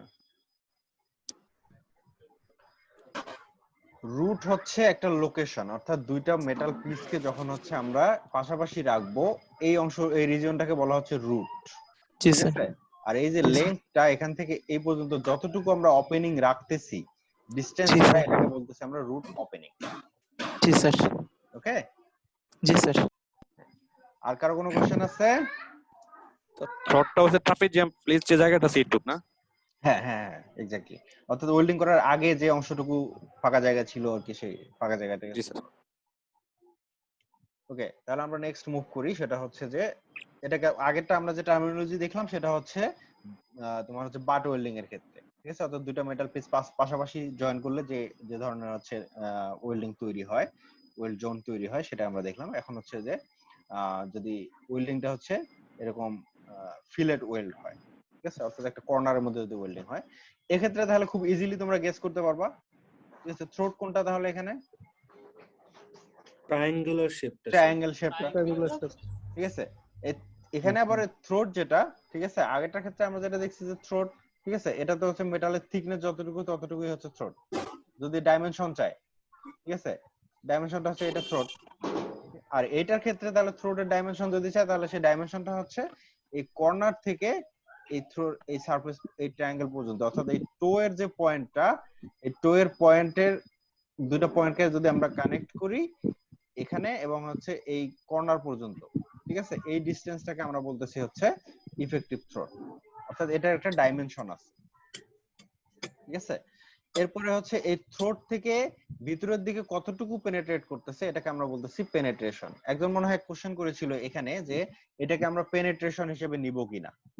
ঠিক আছে, ইটস নট দ্য পেনেট্রেশন। ঠিক আছে, penetration can be this one. এটার ক্ষেত্রে পেনেট্রেশন হবে এই অংশটুকু।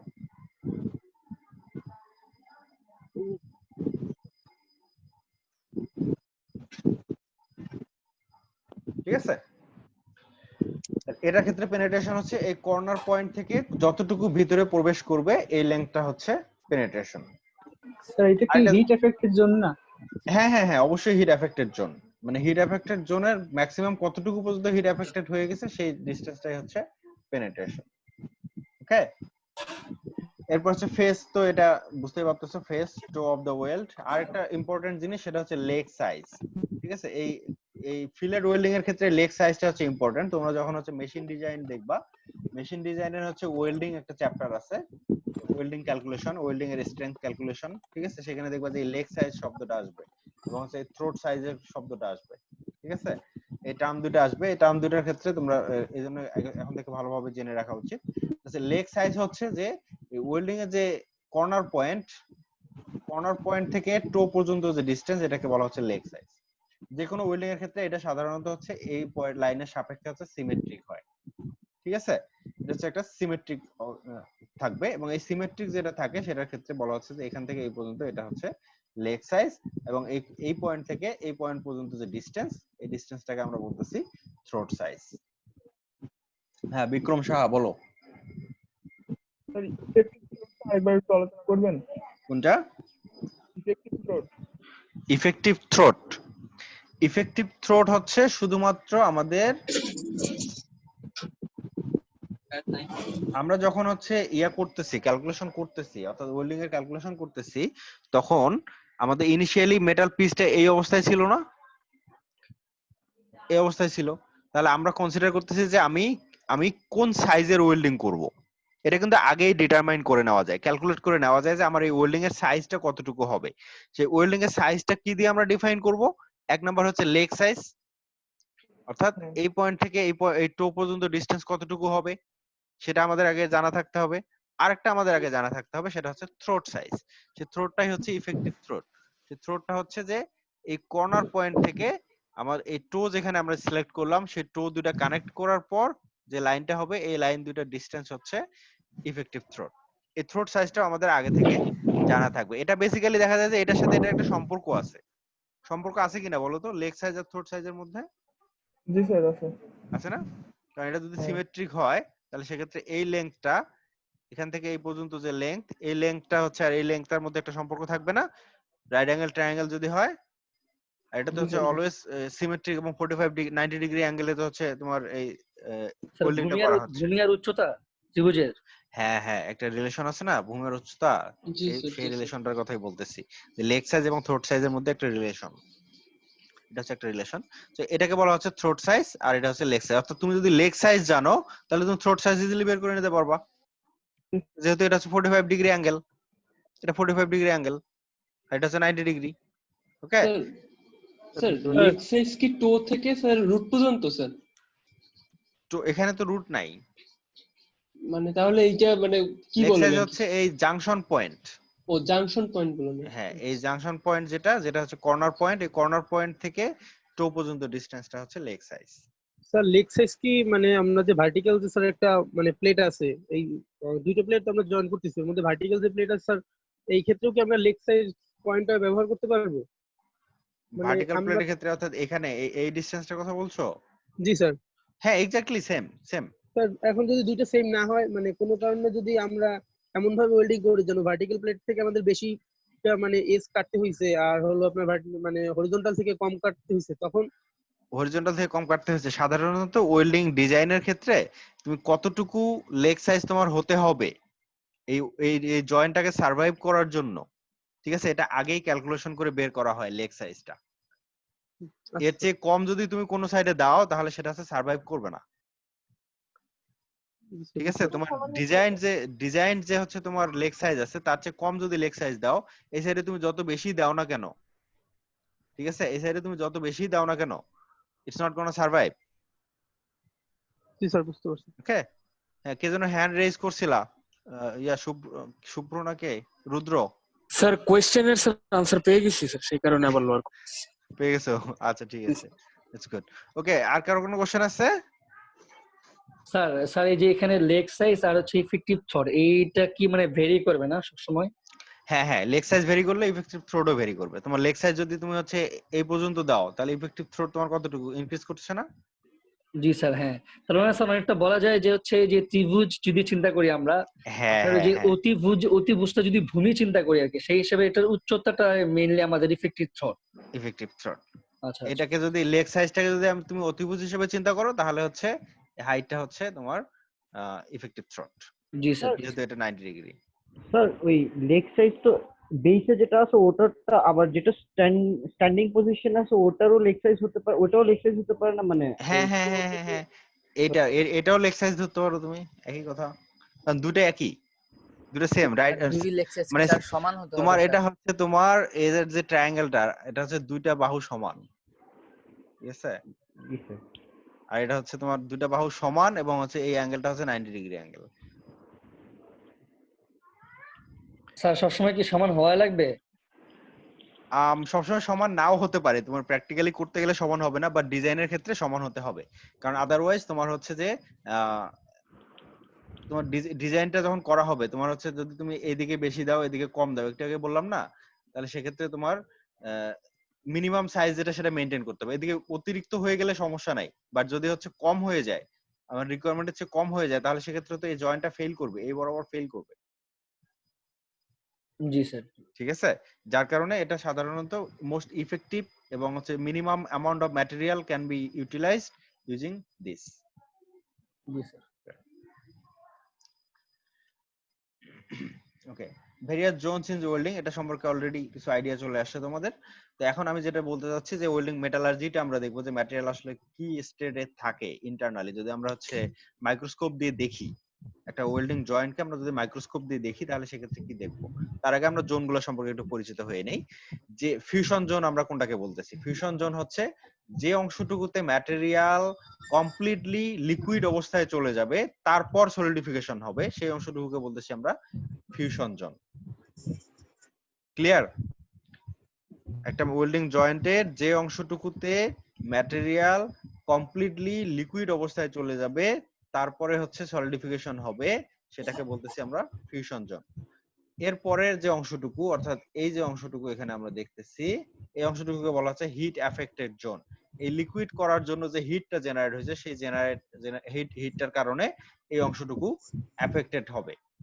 ঠিক আছে, এটাকে বলা হচ্ছে heat affected zone. Sir fusion জোনটা আরেকবার বললে ভালো হয় sir. Fusion zone, fusion zone অর্থাৎ আমি যখন আমরা মোল্টেন থার্ড মেটাল মেল্ট হয়ে এখানে পড়তেছে না এই অংশটুকুতে, একই সাথে আর্ক জেনারেট হওয়ার কারণে বেস মেটালও মেল্ট হয়ে যাচ্ছে। জি স্যার। এই অংশটুকু কমপ্লিটলি লিকুইড মেটাল থাকবে। তারপরে যখন আমরা ওয়েল্ডিং কমপ্লিট হয়ে যাবে, তখন এটা সলিডিফিকেশন হয়ে যাবে। ঠিক আছে? আচ্ছা জি স্যার। হ্যাঁ, এই অংশটুকুকে আমরা বলতেছি হচ্ছে ফিউশন জোন। এরপরেই এটা লিকুইড হয়ে গেলে, এই লিকুইড মেটালের টেম্পারেচার তো অনেক বেশি, সেই টেম্পারেচারের কারণে বেস মেটালের মধ্যে এই অংশটুকু হচ্ছে আবার হিট দ্বারা এফেক্টেড হবে। ঠিক আছে, এই এফেক্টেড জোনটাকে আমরা বলতেছি হিট এফেক্টেড জোন। ঠিক আছে, এরপরে হচ্ছে আনএফেক্টেড বেস মেটাল, অর্থাৎ এর মধ্যে কোনো ধরনের হিটের কারণে কোনো ধরনের ইফেক্ট থাকবে না, এটাকে বলতেছে আনএফেক্টেড বেস মেটাল। এটা এই বিভিন্ন জোনে, ফিউশন জোনে ম্যাটেরিয়ালটাকে যদি আমরা হচ্ছে মাইক্রোস্কোপের মাধ্যমে দেখি, তাহলে ফিউশন জোনে ম্যাটেরিয়াল গুলোকে দেখাবে অনেকটা এরকম columnar grain in the fusion zone. অর্থাৎ যে গ্রেন গুলো, যে কোনো ম্যাটেরিয়াল যদি আমরা মাইক্রোস্কোপে দেখি, তাহলে সেক্ষেত্রে আমরা দেখবো যে আমরা পিওর কোনো ম্যাটেরিয়াল দেখবো না, আমরা দেখবো কিছু ক্রিস্টাল, এরকম কিছু ক্রিস্টাল থাকবে। ঠিক আছে, ক্রিস্টাল। আরো যদি আমরা বেশি ম্যাগনিফিকেশনে দেখি, আলটিমেটলি গিয়ে আমরা কি দেখবো? অ্যাটম দেখবো না, বিভিন্ন অ্যাটমিক স্ট্রাকচার দেখবো। ঠিক আছে, তো আমরা যদি মাইক্রোস্কোপে দেখি, মেটালার্জিক্যাল মাইক্রোস্কোপে, তাহলে আমরা দেখবো যে এখানে যে গ্রেন গুলো তৈরি হয়েছে, এই অ্যাটম গুলো একসাথে, অ্যাটমের সমষ্টি হচ্ছে এক একটা গ্রেন। ঠিক আছে, এই গ্রেন গুলো দেখা যায় যে এরকম লম্বাটে টাইপের গ্রেন তৈরি হয়। ঠিক আছে, এটাকে বলা হয় কলামলার গ্রেন। এবং এই গ্রেন এই লিকুইড জোনের কারণে যে হিট এফেক্টেড জোন থাকে সেখানে যে গ্রেন গুলো তৈরি হয় সেগুলোকে বলা হয়, সেগুলো হচ্ছে কোর্স গ্রেন, ঠিক আছে, নিয়ার দ্য ওয়েল্ডিং ইন্টারফেস। অর্থাৎ এই ফিউশন জোন এবং হচ্ছে হিট এফেক্টেড পরে যে হিট এফেক্টেড জোন থাকবে এখানে যে গ্রেন গুলো তৈরি হবে সেই গ্রেন গুলো হচ্ছে কোর্স গ্রেন। কোর্স গ্রেন মানে হচ্ছে বড় বড় গ্রেন, ঠিক আছে। এরপরে হচ্ছে finer grain in the heat affected zone away from weld interface. অর্থাৎ এখানে যে এই জোন থেকে যত দূরে যাব তত হচ্ছে মেটালের বেস মেটালের যে স্ট্রাকচার সেই স্ট্রাকচার চলে আসবে, আর এখানে হচ্ছে এখানে যে ইয়েগুলো তৈরি হবে গ্রেন গুলো তৈরি হবে সেই গ্রেন গুলো হচ্ছে কিছুটা এই কোর্স গ্রেনের তুলনায় কিছুটা ফাইন অর্থাৎ স্মলার গ্রেন তৈরি হবে, ঠিক আছে। আমরা যদি হচ্ছে এটাকে ইয়াভাবে দেখি তাহলে একটা গ্রাফ আকারে দেখি, আমরা এই এখানে যদি একটা গ্রাফের কথা চিন্তা করি অর্থাৎ এই লাইন বরাবর, ঠিক আছে, আমরা এই লাইন বরাবর যদি একটা গ্রাফের কথা চিন্তা করি তাহলে সেই গ্রাফটাতে যেটা দাঁড়াবে এখানে এখানকার যে গ্রেন গুলো হবে এই গ্রেন গুলো হচ্ছে অনেক বড় সাইজের গ্রেন হবে, তারপরে গ্রেন গুলো হবে এটা হচ্ছে কিছুটা ছোট, ঠিক আছে, তারপরে গ্রেন গুলো হবে আরো ছোট, এবং তারপরে গ্রেন গুলো হবে যে বেস মেটালের যে গ্রেন সাইজ সেই গ্রেন সাইজ মেইনটেইন, ঠিক আছে। তো এই গ্রেন এগুলার হচ্ছে সিগনিফিকেন্স কি? আমরা যখন এর আগে ওয়েল্ডিং ক্লাস করেছিলাম তখন বলেছিলাম যে বেস মেটালের চাইতে এই ওয়েল্ডেড জোনের যে স্ট্রেংথ সেটা অনেক বেশি হয়, ঠিক আছে। এটা মেইন কারণ বেসিক্যালি হচ্ছে এটার মেটালার্জি, ওয়েল্ড জোন মেটালার্জিটাই হচ্ছে মেইন কারণ। এই মেটালার্জি থেকে আমরা কি বুঝতেছি যে এখানে যে গ্রেন গুলো তৈরি হচ্ছে সেগুলো হচ্ছে অনেক লম্বাটে গ্রেন। এই লম্বাটে গ্রেন গুলো much more stronger compare to the small grain of the base metal, ঠিক আছে। তারপরে এই অংশটুকু গ্রেন গুলা আর কিছু এটার চেয়ে স্ট্রেংথ এখানে কিছুটা কম হবে, ঠিক আছে, তারপরে বেস মেটালের স্ট্রেংথ হবে। এই বেসিক্যালি হচ্ছে যে কলামলার গ্রেন গুলা হচ্ছে মাচ মোর স্ট্রঙ্গার, তারপরে হচ্ছে কোর্স গ্রেন, তারপরে হচ্ছে ফাইন গ্রেন, এরপরে হচ্ছে বেস মেটাল। ওকে, কার কোনো কোশ্চেন আছে? স্যার ওয়েল্ড ইন্টারফেসটা কি স্যার? ওয়েল্ড ইন্টারফেস হচ্ছে তোমার এই ফিউশন জোন এবং হচ্ছে হিট এফেক্টেড জোনের মাঝখানে যে লাইনটা সেটাকে বলা হচ্ছে ওয়েল্ড ইন্টারফেস। মনে করো তোমার দুই হাত স্পেশালিটি আছে? হ্যাঁ কি স্যার কোনো স্পেশালিটি আছে যে নাম করলাম যে এর কোনো কি স্পেশালিটি আছে? না না না না, এটা স্পেশালিটি না, এটা জাস্ট হচ্ছে একটা রিজিয়ন বোঝানোর জন্য। তুমি মনে করো যে এক গ্লাস পানি নিছো, ঠিক আছে, পানি নিয়ে দেখছো যে উপরের অংশটুকুতে হচ্ছে তুমি আইস জমা হয়েছে, তাহলে আইস এবং ওয়াটারের মধ্যে ইন্টারফেসটা বোঝানোর জন্য কি একটা লাইন দিয়ে দেখাতে হবে না? জি স্যার। এটাই হচ্ছে ইন্টারফেস। এরকম হচ্ছে এখানে লিকুইড জোন আর হচ্ছে সলিড জোন এর মধ্যে যে লাইনটা এটাই হচ্ছে ওয়েল্ড ইন্টারফেস। স্যার মেটালার্জি বলতে কি বোঝায়? মেটালার্জি হচ্ছে ম্যাটেরিয়ালের ইন্টারনাল স্ট্রাকচার নিয়ে যে সায়েন্স আলোচনা করে সেটাকে বলা হয় মেটালার্জি, ঠিক আছে। ম্যাটেরিয়াল যে কোনো ম্যাটেরিয়ালের প্রোডাকশন থেকে শুরু করে এর প্রসেসিং এবং ফাইনাল প্রপার্টি মডিফিকেশন এর জন্য যে ধরনের স্টাডি করা দরকার হয় সেই স্টাডিটাকে বলা হয় মেটালার্জি, ঠিক আছে। একটা ম্যাটেরিয়াল মনে করো তুমি অ্যালুমিনিয়ামের কথা চিন্তা করতেছো, যে অ্যালুমিনিয়ামের প্রোডাকশন থেকে শুরু করে আয়রন মানে অ্যালুমিনিয়ামের যে খনি আছে সেই খনি থেকে অ্যালুমিনিয়াম তৈরি করা থেকে শুরু করে ফাইনালি তোমার বাসায় যে থাই গ্লাসে যে অ্যালুমিনিয়াম লাগায় না, জি স্যার, অ্যালুমিনিয়াম তৈরি করা পর্যন্ত যে প্রসেস গুলো আছে এগুলা নিয়ে যারা যে সায়েন্স আলোচনা করে সেটাই হচ্ছে মেটালার্জি। তো মেটালার্জি আর মেটাল স্ট্রেংথের মধ্যে রিলেশনটা কি? মেটাল স্ট্রেংথ, জি স্যার। স্ট্রেংথ আর মেটালার্জির মধ্যে রিলেশন হচ্ছে you can modify the strength of aluminium. Aluminium সব জায়গাতে কি সেম স্ট্রেংথ থাকে? না স্যার। তুমি হচ্ছে জানালার জন্য যে অ্যালুমিনিয়াম ইউজ করো সেটার স্ট্রেংথ আর একটা তুমি হচ্ছে এয়ারক্রাফটের মধ্যে যে অ্যালুমিনিয়াম ইউজ করো সেটা কি সেম স্ট্রেংথ হবে? ডেফিনেটলি ডিফারেন্ট স্ট্রেংথ হবে। যদি ডিফারেন্ট স্ট্রেংথ হয় এই ডিফারেন্ট স্ট্রেংথটা কিভাবে আসবে সেটা হচ্ছে মেটালার্জিক্যাল স্টাডির মাধ্যমে ফাইন্ড আউট করা হয়েছে, যে অ্যালুমিনিয়ামকে কি ধরনের ট্রিটমেন্ট করলে আমি এটাকে হচ্ছে এয়ারক্রাফটে ইউজ করতে পারবো আর কি ধরনের ট্রিটমেন্ট করলে এটাকে আমি জেনারেল পারপাসে ইউজ করতে পারবো। এই স্টাডিগুলো হচ্ছে মেটালার্জি থেকে আসে। স্যার ফিউশন জোন কি সবসময় মানে থার্ড মেটালেরই হবে? না না না, ফিউশন জোন হচ্ছে মিক্সিং থার্ড মেটাল এবং হচ্ছে বেস মেটালের মিক্সচারই হচ্ছে ফিউশন জোন। এটা হচ্ছে লিকুইড যে পোরশনটুকু সেটাই হচ্ছে ফিউশন জোন। ওকে, আর কারো কোনো কোশ্চেন আছে? ওকে, আমরা তাহলে নেক্সট মুভ করি। ওয়েল্ডাবিলিটি। ওয়েল্ডাবিলিটি হচ্ছে সব ম্যাটেরিয়াল সমানভাবে ওয়েল্ডিং করা যায় না। কিছু কিছু ম্যাটেরিয়ালকে ওয়েল্ডিং করা খুব কঠিন, কিছু কিছু ম্যাটেরিয়ালকে ওয়েল্ডিং করা খুবই সহজ। ফর এক্সাম্পল পিওর আয়রনের কথা যদি আমরা বলি, it's very easy to weld. তারপরে কার্বন স্টিল, অর্থাৎ আয়রনের মধ্যে কার্বনের পরিমাণ যত বাড়বে তত it is very difficult to weld. ঠিক আছে, কার্বন স্টিল হচ্ছে আয়রনের মধ্যে কার্বনের পরিমাণ 0.6% পর্যন্ত কার্বন থাকে। কাস্ট স্টিল হচ্ছে মোর দ্যান অর্থাৎ গ্রেটার দ্যান 0.6, হচ্ছে কাস্ট আয়রন কিংবা কাস্ট স্টিল বলে। তারপরে হচ্ছে 0.6 থেকে সম্ভবত 1% হচ্ছে কাস্ট স্টিল। লো অ্যালয় স্টিল হচ্ছে 1 থেকে 1.3%। আর স্টেনলেস স্টিলের মধ্যে তো আবার হচ্ছে ক্রোমিয়াম থাকে। ঠিক আছে, তো এই ধরনের অ্যালয়, স্টেনলেস স্টিল হচ্ছে একটা অ্যালয়। ঠিক আছে, আর এই ধরনের আয়রনটা হচ্ছে pure iron, it's not an alloy, but carbon still এগুলো হচ্ছে সবগুলোই আয়রন এবং কার্বনের অ্যালয়। এবং স্টেনলেস স্টিলের মধ্যে ক্রোমিয়াম হচ্ছে এক্সট্রা, ক্রোমিয়াম, কার্বন এবং আয়রন। ঠিক আছে, Fe এগুলার হচ্ছে সমষ্টি হচ্ছে এই স্টেনলেস স্টিল। তো যাই হোক, সেটা আমাদের বিষয় না। আমাদের বিষয় হচ্ছে যে ওয়েল্ডাবিলিটি, যে সকল ম্যাটেরিয়ালের মধ্যে খুব সহজেই ওয়েল্ডিং করা যায়, এবং শুধু যে ওয়েল্ডিং করা যাবে দ্যাটস নট ইট, ওয়েল্ডিং করার পর সেজন্য সুইটেবলি যে স্ট্রাকচারটা আমি তৈরি করতেছি সেই স্ট্রাকচারটার জন্য আমি সুইটেবলি তৈরি করতে পারি। ঠিক আছে, suitably designed structure and to perform satisfactorily in the intended service. অর্থাৎ আয়রন হচ্ছে এমন একটা ম্যাটেরিয়াল যেটাকে খুব সহজেই ওয়েল্ড করা যায়, এবং ডিজায়ার্ড যে ডিজাইন সেই ডিজাইন অনুযায়ী স্ট্রাকচার তৈরি করা যায়, প্লাস তৈরি করার পর সেটা প্রপারলি পারফর্ম করে। কার্বন স্টিলের ক্ষেত্রে সেটা হচ্ছে এই তিনটা কন্ডিশনই হয়তো স্যাটিসফাই করবে না। ঠিক আছে, ওয়েল্ডিং হবে কিন্তু সেটা হয়তো যতদিন এটাকে সার্ভিস দেওয়ার কথা ততদিন সার্ভিস দিতে পারবে না। ঠিক আছে, এই ধরনের এই তিনটা কন্ডিশন প্রপারলি যারা মেইনটেইন করতে পারবে সে সকল ম্যাটেরিয়ালের ওয়েল্ডাবিলিটি অনেক বেশি, আর যারা সহজে পারবে না তাদের ওয়েল্ডাবিলিটি অনেক কম। স্টেনলেস স্টিল ওয়েল্ডিং করার জন্য স্পেশাল ওয়েল্ডিং দরকার হয়, যার কারণে এর ওয়েল্ডাবিলিটি মিনিমাম কম্পেয়ার টু আয়রন। ঠিক আছে, এটা হচ্ছে ডিসেন্ডিং অর্ডারে দেওয়া আছে। আয়রনের সবচেয়ে ওয়েল্ডাবিলিটি সবচেয়ে বেশি এবং স্টেনলেস স্টিলের ওয়েল্ডাবিলিটি সবচেয়ে কম।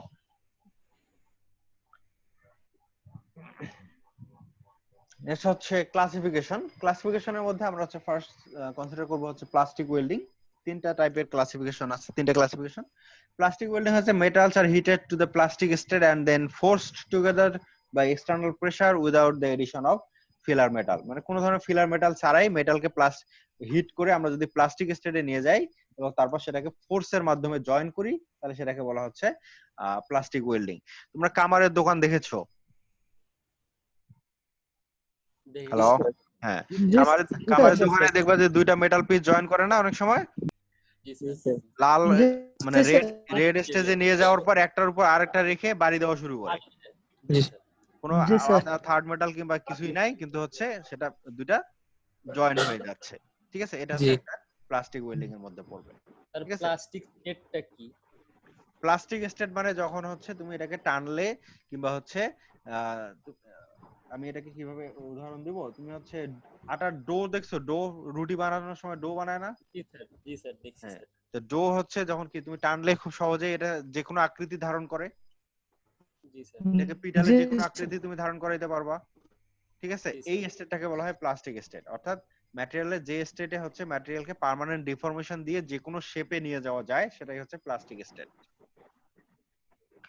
ঠিক আছে, আর এলাস্টিক স্টেট যদি বলি তাহলে সেক্ষেত্রে কি হবে? আবার ব্যাক করবে, আগের জায়গায় ব্যাক, আবার আগের জায়গায় ব্যাক করবে। ঠিক আছে, পার্মানেন্ট ডিফর্মেশন হবে না, তাহলে সেটাকে বলবো আমরা এলাস্টিক স্টেট। আর প্লাস্টিক স্টেট হচ্ছে ম্যাটেরিয়াল যে টেম্পারেচারে ম্যাটেরিয়ালকে রেইজ করলে ম্যাটেরিয়ালটা হচ্ছে কোনো ফোর্স অ্যাপ্লাই করলে সেটা পার্মানেন্টলি ডিফর্ম হয়ে যাবে, সেটাকে আমরা বলতেছি প্লাস্টিক স্টেট। ঠিক আছে, এটার আরেকটা নাম আছে, সেটা হচ্ছে মেটাল ফর্মিং প্রসেসে গেলে ওটা বলবো, এখন না বলি তাহলে কনফিউশন তৈরি হবে। ঠিক আছে, okay, force welding, resistance welding, thermit welding with pressure, এগুলো হচ্ছে সাম অফ দ্য এক্সাম্পলস, আমরা এগুলো দেখবো। আর আরেকটা হচ্ছে solid phase welding. Solid phase welding হচ্ছে welds are melt by the creation of metallic, sorry এখানে মেল্ট শব্দটা আমি এখনো চেঞ্জ করি নাই, এটা কিন্তু মেল্ট হবে না, এটা হচ্ছে মেড। ঠিক আছে,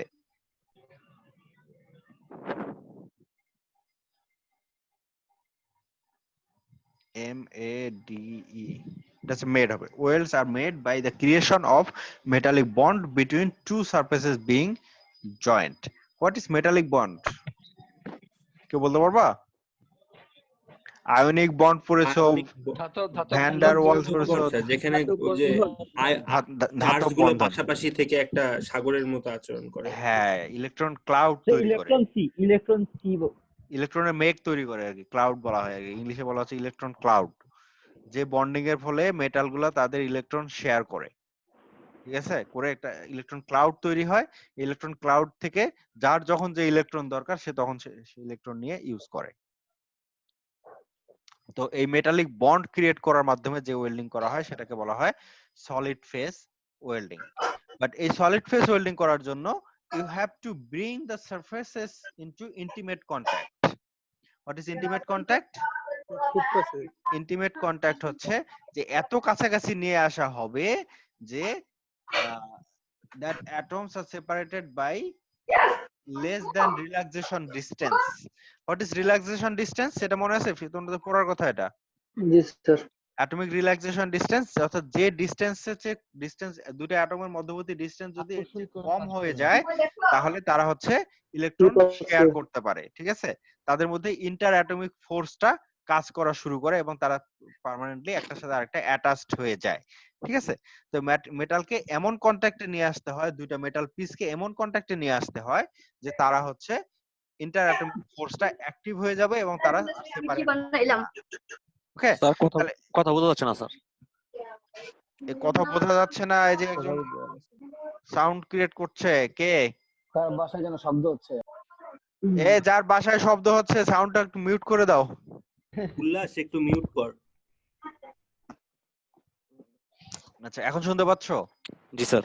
হ্যাঁ, তো এই রিল্যাক্সেশন ডিসটেন্সের চেয়ে কম ডিসটেন্সে যাতে অ্যাটম গুলো চলে আসে, এইভাবে মনে করো যে দুইটা ওয়ার্কপিস যদি আমি এখানে কনসিডার করি, এই দুইটা ওয়ার্কপিসকে পাশাপাশি আনতে হবে, অর্থাৎ এদিকে ফোর্স দিতে হবে, এদিকে ফোর্স দিতে হবে, এবং এই ওয়ার্কপিস এবং এই ওয়ার্কপিসের মধ্যে যে অ্যাটম গুলো আছে সেই অ্যাটম গুলাকে এত কাছাকাছি আনতে হবে যে এর মধ্যকার ইন্টার অ্যাটমিক ফোর্সটা কাজ করা শুরু করবে এবং তারা হচ্ছে অ্যাটমিক অর্থাৎ মেটালিক বন্ড ক্রিয়েট করবে, ঠিক আছে।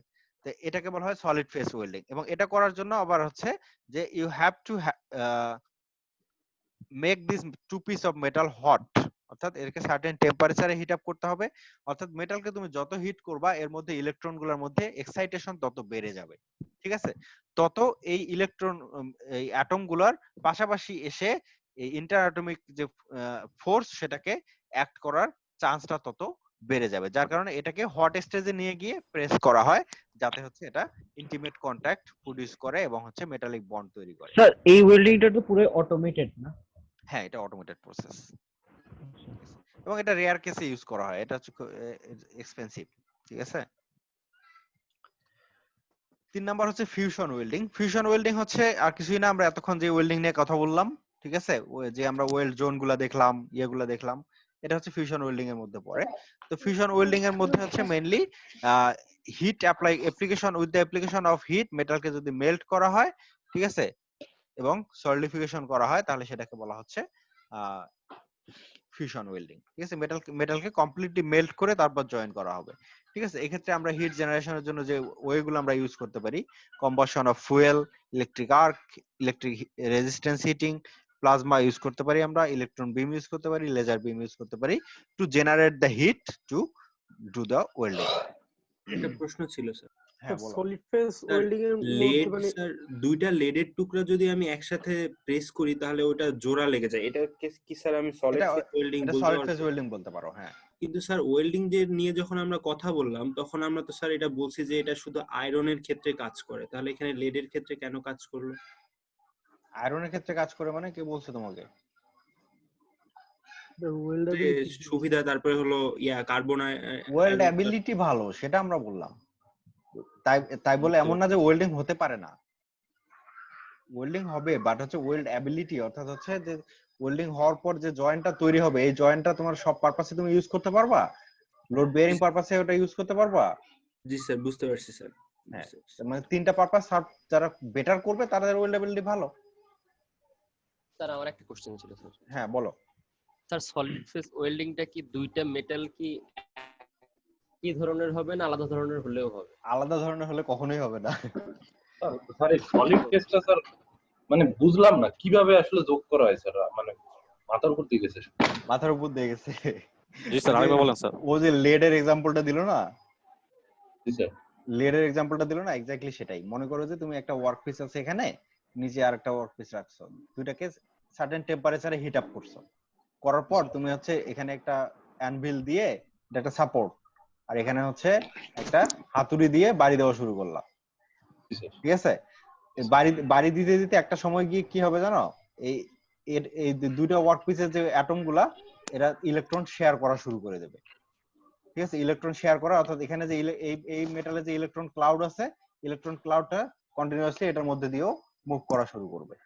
তখন যে জয়েন্টটা তৈরি হবে এটা হচ্ছে মেটালিক জয়েন্টই তৈরি হবে, অর্থাৎ এটা আনসেপারেবল একটা জয়েন্ট তৈরি হবে। এটাকে বলা হচ্ছে সলিড ফেজ ওয়েল্ডিং। স্যার এই প্লাস্টিক ওয়েল্ডিং না এরকম? স্যার প্লাস্টিক ওয়েল্ডিং তো বলছিলেন এটা। হ্যাঁ, প্লাস্টিক ওয়েল্ডিং এটা অনেকটা সিমিলার টাইপের প্লাস্টিক ওয়েল্ডিং, কিন্তু এটাকে মেটালকে প্লাস্টিক স্টেটে নিয়ে যাওয়া হয় না, ঠিক আছে? প্লাস্টিক স্টেটে নিয়ে যাওয়া হয় না। প্লাস এক্ষেত্রে আরেকটা ইম্পর্টেন্ট জিনিস আমি মিস করে গেছি, সেটা হচ্ছে এর যে সারফেস দুইটা মেটালের যে কন্টাক্ট আছে, এই সারফেসটা এক্সটেন্সিভ সারফেস প্রিপারেশনের প্রয়োজন হয়, ঠিক আছে? যাতে এই to ensure the intimate contact. বুঝতে পারছো? স্যার আরেকবার বলেন স্যার।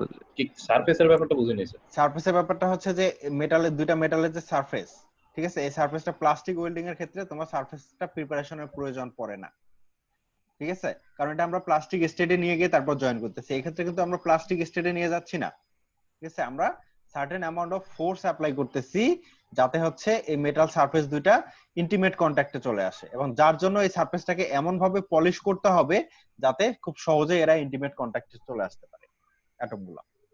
বুঝতে পারছি স্যার। বুঝতে পারছো? এটা আরো কমপ্লিকেটেড, ঠিক আছে? এটা very expensive type of welding, এবং হচ্ছে এটা কমপ্লিকেটেড ওয়েল্ডিং। এটা ডিটেইলস যদিও আমাদের সিলেবাসের মধ্যে নাই, চাইলে দেখি তো কোনো ভিডিও পাই কিনা, পাইলে আমি তোমাদের সাথে শেয়ার করবো না। স্যার এটার দরকার পড়ে কোথায় এই ধরনের ওয়েল্ডিং এর? এটা প্রেসিশন ওয়েল্ডিং, তো এটা অনেক সময় এক্সপেরিমেন্টাল পারপাসে বিভিন্ন জায়গায় ইউজ করে। তোমার হচ্ছে ইভেন হতে পারে যে তোমার কি বলবো, মানে তোমার হচ্ছে স্পেসক্রাফট যে টাইপের জিনিসগুলো আছে না, রকেট কিংবা এই টাইপের জিনিস, এই টাইপের জিনিসে কিছু প্রেসিশন থাকে। যেমন ফর এক্সাম্পল আমি যদি হচ্ছে তোমার ইলেকট্রন বিম ওয়েল্ডিং এর কথা বলি, ইলেকট্রন বিম ওয়েল্ডিং করতে গেলে প্রচুর ঝামেলা। এক নাম্বার হচ্ছে যে পুরো স্পেসটাকে তোমার ভ্যাকিউম করে নিতে হবে, ঠিক আছে? তো এই ধরনের স্ট্রাকচার হচ্ছে সুপার স্ট্রাকচার তৈরি করার ক্ষেত্রে, কিংবা হচ্ছে সুপার এক্সপেন্সিভ টাইপের প্রোডাক্ট তৈরি করা, সুপার প্রপার্টি অবটেইন করার জন্য সাধারণত এই ধরনের ওয়েল্ডিং গুলো করা হয়, ঠিক আছে? স্যার ভ্যাকুয়াম কেন লাগবে ইলেকট্রন বিমের জন্য? ইলেকট্রন তো তোমার এয়ারের মধ্যে ইলেকট্রন ছেড়ে দিলে ইলেকট্রন তো তোমার ফোকাস করতে পারবে না তুমি। ও আচ্ছা, ইলেকট্রন তো স্ক্যাটার্ড হয়ে যাবে না। এয়ার মলিকুলের সাথে এয়ারের যে মলিকুল গুলো থাকে, নাইট্রোজেন, অক্সিজেন এবং আদার যে পার্টিকেল গুলো থাকে, এই পার্টিকেল গুলো সাধারণত করে কি ইলেকট্রনের সাথে ইলেকট্রন গুলো ডিফ্লেক্ট করে দেয়। ইলেকট্রনটা স্ট্রেট থাকতে পারবে না, একটা সার্টেন পয়েন্টে তুমি ফোকাস করাইতে পারবে না। স্যার ইলেকট্রন বিম আর লেজার বিম বলতে কি বোঝাচ্ছে স্যার, ওটা বুঝি নাই। ইলেকট্রন বিম বলতে হচ্ছে একটা ক্যাথোড থেকে তুমি এক্স-রে পড়ছো না? জি স্যার। এক্স-রে তে কি হয়, ক্যাথোড থেকে ইলেকট্রন জেনারেট করে সেই ইলেকট্রনটা স্ট্রাইক করে না গিয়ে একটা প্লেটের মধ্যে? জি স্যার। ওই যে স্ট্রাইক করতেছে ওটাকে বলা হচ্ছে বিম। ইলেকট্রনের বিম গিয়ে হচ্ছে ওখানে স্ট্রাইক করে। আমরা লাইট বিম বলি না, টর্চ লাইটের যে আলো যখন ফেলি এটাকে আমরা কি বলি, লাইট বিম বলি না? ওরকম হচ্ছে ইলেকট্রনের বিম। আর লেজার বিম কি, লেজার পয়েন্টার দেখছো না, ওটা তো একটা বিম। বুঝতে পারছি স্যার আমরা ওই ল্যাবে যেটা করছি ওটাতে ইলেকট্রিক আর্ক কম্বাসন অফ ফুয়েলটা কেমন হয়, মানে এই প্রসেসটা? গ্যাস ওয়েল্ডিং করো নাই? জি স্যার, ওইটাই। থার্মাল ইঞ্জিনিয়ারিং এ পড়ছো না যে কম্বাসন কি জিনিস? জি স্যার। কম্বাসন কি বলো? স্যার মানে অক্সিজেনের প্রেজেন্সে, হ্যাঁ অক্সিজেন, হ্যাঁ ঠিক আছে, গ্যাসের বিল্ডিং এয়ার এবং ফুয়েলের মিক্সচারকে যখন হচ্ছে ইগনাইট করা হয় তখন হচ্ছে ফুয়েলটা কম্বাস্ট হয়ে যায়, তাই না? হয়ে গিয়ে কার্বন ডাই অক্সাইড আর কি তৈরি করে, ওয়াটার তৈরি করে। তো এই ক্ষেত্রে গ্যাস ওয়েল্ডিং এর ক্ষেত্রে কি হচ্ছে, গ্যাস অর্থাৎ অ্যাসিটিলিন গ্যাস অক্সিজেনের সাথে রিঅ্যাক্ট করে কার্বন ডাই অক্সাইড এবং ওয়াটার তৈরি করতেছে। তো it's a combustion of fuel. Acetylene হচ্ছে একটা ফুয়েল, কম্বাসন অফ ফুয়েলের ফলে গ্যাস ফ্লেম তৈরি হচ্ছে। এই ফ্লেম থেকে আমরা পরে ওয়েল্ডিং করতেছি, ঠিক আছে? ওকে, তাহলে আমরা মুভ করি। স্যার ইলেকট্রিক আর্ক আর প্লাজমা আর্কের ভিতরে আমরা প্লাজমা আর্ক ওয়েল্ডিং ও পড়বো, ইলেকট্রিক আর্ক ওয়েল্ডিং ও পড়বো, বুঝছো? তখন হচ্ছে আমরা ছবি সহ দেখবো। হ্যাঁ স্যার আজকে একটু কি থাকছেন, আমাদের সময় দিতেছে স্যার। স্যার জি স্যার, আগে আগে না গেলে ফাঁকা হয়ে দাঁড়ানো যায় না স্যার। হ্যাঁ, তা অবশ্য ঠিক। আচ্ছা, এই পর্যন্তই থাক। প্লাস্টিক ওয়েল্ডিং আজকের ক্লাসটা ভালো লাগছে স্যার, অনেক ভালো লাগছে। জি স্যার। জি স্যার। জি স্যার। না, ভালো লাগাই তো উচিত নাকি? সামনাসামনি তো কোশ্চেন তেমন আজকে দেখি ভালোই কোশ্চেন করতেছো, ঘটনা কি? সময়যাপনের চেষ্টা, সামনাসামনি হয়তো ভয় পায় স্যার। তাই? আচ্ছা, আমি হচ্ছে তোমাদের অ্যাটেন্ডেন্সের একটা পোল দিচ্ছি, এটা হচ্ছে ইয়া করো। নো দিলেও তো প্রেজেন্টই হয়ে যায়। হ্যাঁ হ্যাঁ, নো দিলেও প্রেজেন্ট হবা, সমস্যা নেই। ইয়েস দিতে হবে, not necessary. Nice. Sir no দিলেও তো অ্যাটেন্ডেন্স। হ্যাঁ হ্যাঁ, নো দিলেও তুমি প্রেজেন্ট। তবে স্যার এমনি ক্লাসে মজার ব্যাপার হচ্ছে আজকে অনেক ভালো লাগলো স্যার। এমনি ক্লাসের সাথে অনলাইন ক্লাস ভালো লাগছে স্যার, বেশি ইন্টারেস্টিং লাগছে। জি স্যার। আচ্ছা, আজকে ক্লাস ইন্টারেস্টিং লাগছে। না, আমার কাছে ইন্টারেস্টিং লাগতেছে যে বাসায় বসে সুন্দরভাবে ক্লাস নিচ্ছি। এর আগের দিন আমি ছিলাম আমার শ্বশুর বাড়িতে, বুঝছো? এইজন্য ঠিকমতো নেটওয়ার্ক পাইনি। আজকের ক্লাসটা স্যার ভালো লাগছে, সবগুলো ক্লাস স্যার এমন ভালো লাগে না অ্যাকচুয়ালি অনলাইনের। স্যার স্পেশাল হচ্ছে আপনি স্যার যে মানে প্রত্যেকটা জিনিস মার্ক করে করে দেখাচ্ছেন, তো এই জন্য আমাদের বুঝতে আরো সুবিধা হয়েছে। জি স্যার। তাহলে তোমাদেরকে একটা জিনিস দেখাই, আমি খুব বিপদের মধ্যে আছি, বুঝছো? তোমাদেরকে একটা জিনিস দেখাই, দেখতে পাচ্ছ আমাকে? জি স্যার। ব্যাকগ্রাউন্ড তো পিছনে স্যার। এটা চেনো? Cotton bud. জি স্যার। কটন। আমি কিন্তু এই মার্কিং গুলোর জন্য কটন বাড ইউজ করতেছি। আমার যে সারফেস পেনটা, সেই পেনটা আমি মানে খুলনা রেখে আসছি, তো শেষ পর্যন্ত এই কটন বাড ইউজ করতে হচ্ছে আর কি। এটা একটু ভেজাই নিলেই কাজ করে। হ্যাঁ, বাসায় কোথায়? আমার বাসা হচ্ছে নীলফামারী, জলঢাকা।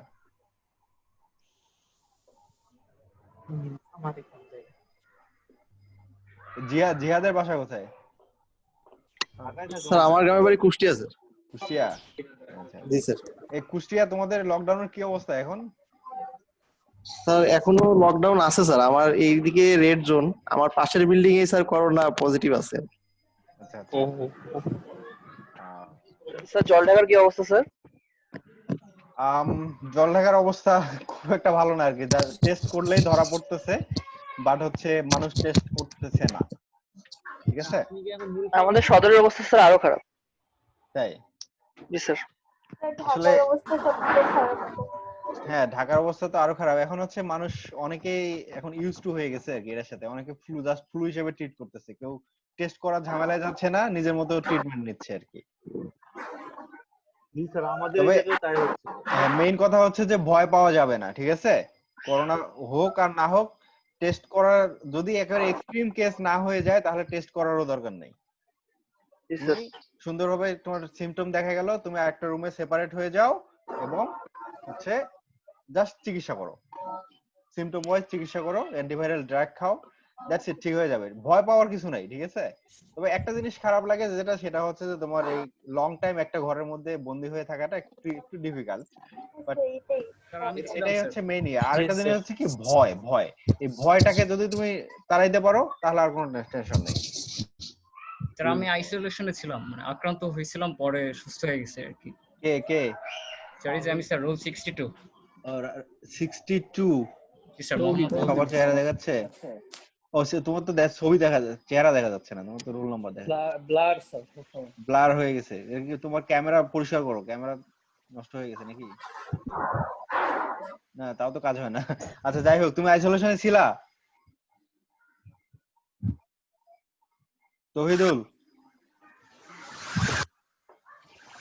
আচ্ছা আমাদের এমনিতেও শেষ করা দরকার, ঠিক আছে? আমরা পরে আবার কথা বলবো নি। স্যার রেকর্ডিংটা দিয়ে দিন স্যার। হ্যাঁ আচ্ছা, রেকর্ডিংটা তো আমি এখনো স্টপই করি নাই। রেকর্ডিংটা দিয়ে দিন স্যার, কারণ স্যার আজকে অনেকবার কারেন্ট গেছে। তাই নাকি? জি স্যার। আমি আচ্ছা